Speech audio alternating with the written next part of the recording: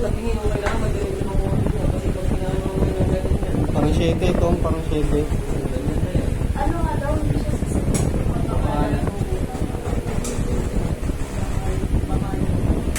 Ako nalaglag sa hagdan. Hindi pa.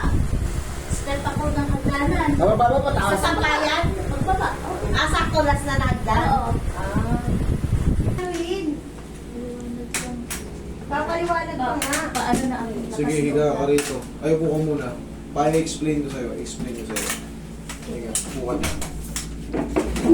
Ano nangyari sa'yo? Ano ba nangyari? Na-slide. Na-slide.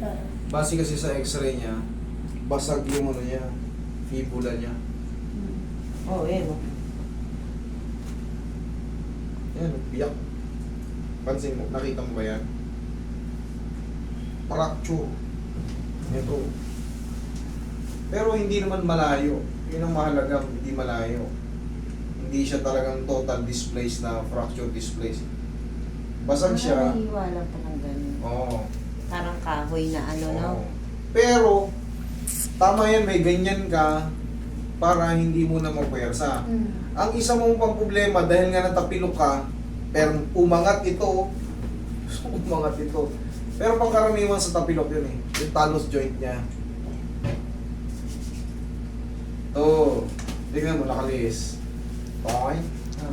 Yan, isa mo pa kaya hindi mo maidiin talaga ng todo. Hindi pa ako Oo. natapa. Tapos, yung ano na yan, yung portion na yan, ililipat ko yan, iuusog ko yan, tutunog yan. Pero hindi ko nahahawakan ito. Dito lang ako hahawak. Ayun, may fracture hindi. Hindi yan mahahawakan. Tapos, ikakasting natin. 3 buwan. Kahit hindi mo yan pagalaw or pagalaw mo yan, pag hindi mo yan pinagalaw naman, nakalihis yung paa mo. Nakaganito. Nakaganyan. Tagilid. Nakatagilid. Ngayon, pag ginalaw natin yan, hindi pa yan totaling gagaling, pero bibilis yan. Kasi nakaposisyon eh, hindi na nai-stress yung mga ano mo. Hindi na mai-stress yung mga tendons and ligaments mo na nakakapit dyan. Okay? May bago ka ba 10 kilo na ka sa loob? Hindi nga eh. Natatakot pa nga siya eh.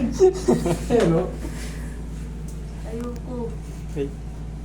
Sa Webes daw niya na lang iaano mo, Oh, pabalik. sige, pwede naman eh, no? Para daw Para yung may, ano ako, may... Tama naman, okay lang yun. Ang para may mahalaga. pahinga daw ng konti. Pero pag desisyon ka, pwede mong ipa-opera yan, magpa-evaluate ka sa ortho kasi fracture nga.